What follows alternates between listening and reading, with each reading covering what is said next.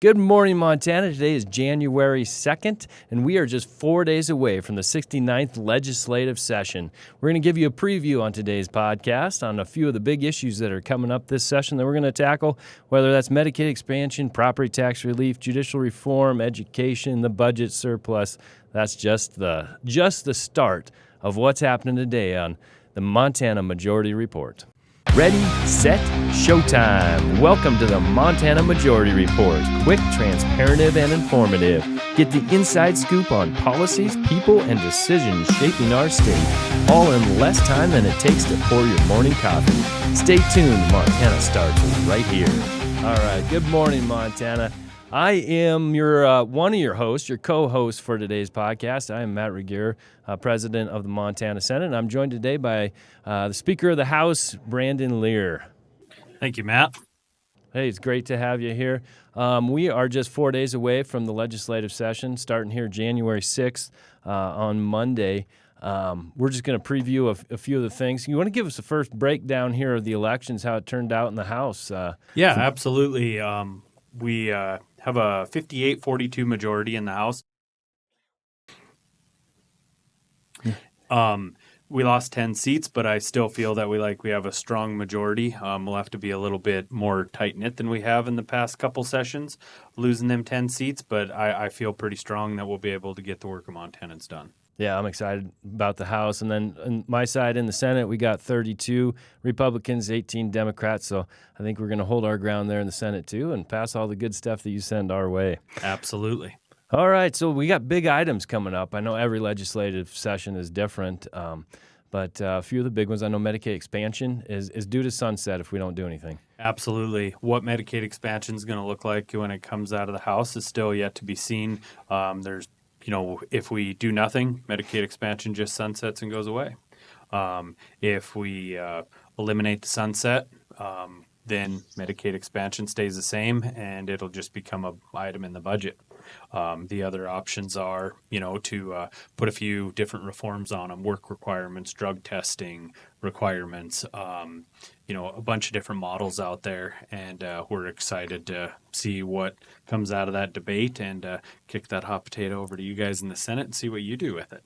And we're looking forward to that. To give Montana a little background on that, Medicaid expansion was put in 2015.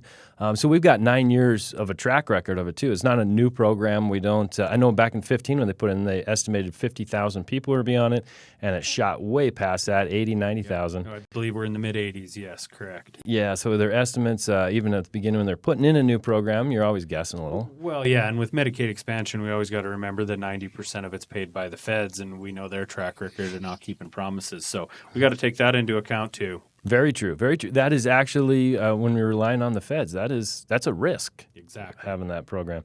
And so we do have this Medicaid expansion. It's $1 billion currently a year that Montana spends on that, $900 million from the feds and $100 million from the state. And that's really on top of traditional Medicaid. I'd take that.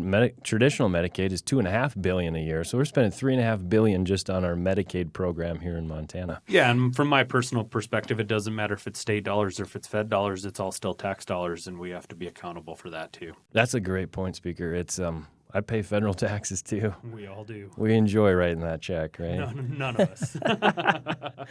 Yeah, so that'll be a big topic, and I'm sure we'll have a breakdown podcast later on that. So stay tuned, Montana. We'll go into more detail on Medicaid expansion, but also the tax relief. That's been on everybody's minds. You want to chat a little on that? Absolutely. There are so many different options flying around out there, whether it's income tax or property tax. Obviously, our state government in Montana runs off of mostly income tax dollars. I believe it's 70-30. So the majority of the money we, have control over up here is income tax. The governor's proposal of $850 million, reducing the income tax by just about a full point. That's something that we're going to, be hearing and have to, debate that issue. And then property tax, obviously that's, first on everybody's mind coming into this legislative session. And there are all sorts of options flying around about that. As you know, we've got the homestead, comstead, eggstead exemptions.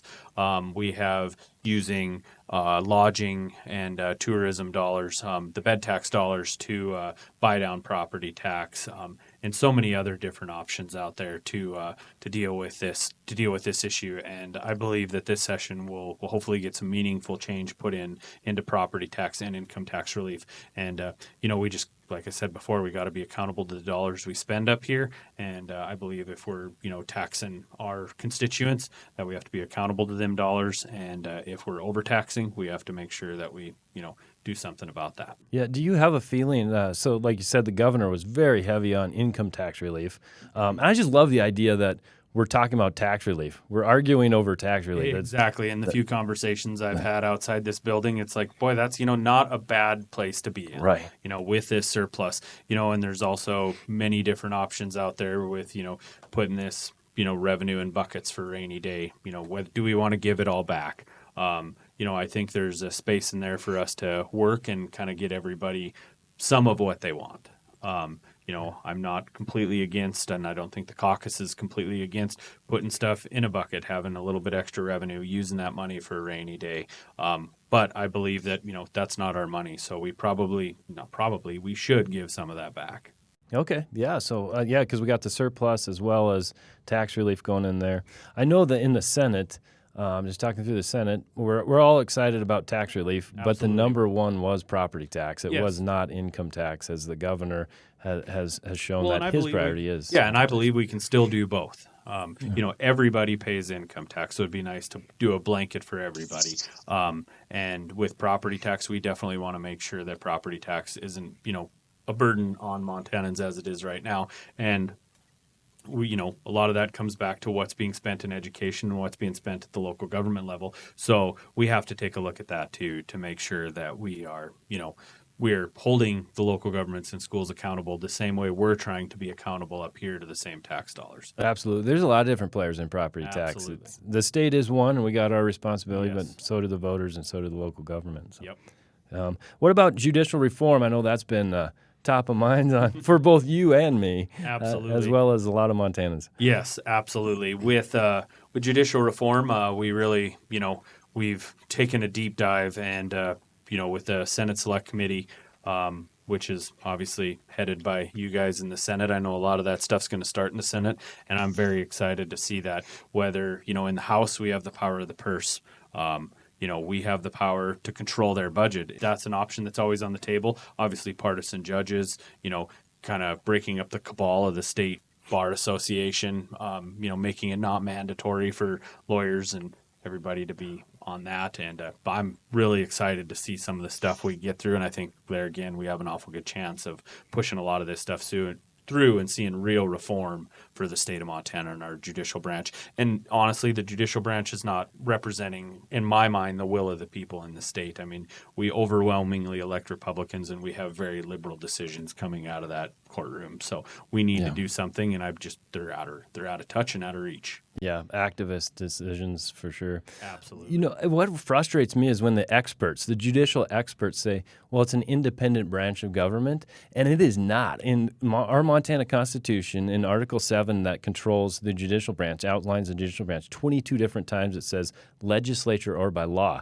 So we have a constitutional duty for oversight. It's a check and balance there between the three branches. Absolutely, and they've been running roughshod all over it for quite a while now, and I think now's the time we need to start reining them in. That's right. We legislate and they adjudicate, which if they want to legislate from the bench, they can come take my pay. Amen for that. Good. I know those are just a few of the issues that we got coming. Is there anything else, Speaker Lear, that you'd like to add on here just for the quick overview for the people of Montana?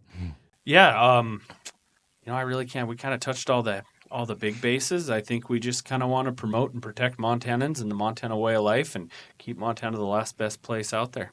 Yeah, amen to that. There's one more thing, like the budget too. That is, we see at the federal level, like Trump getting elected. We should do a podcast on Trump getting elected because that affects the state. We were actually looking through bills here this afternoon, and a representative has a resolution congratulating Trump on his election, and we're trying to figure out a strategy to get that fast track so we can hear that on the floor on the 20th of January. Oh, that is news to me. So that's going to be great. I can't wait to hear that committee room hearing. Yep.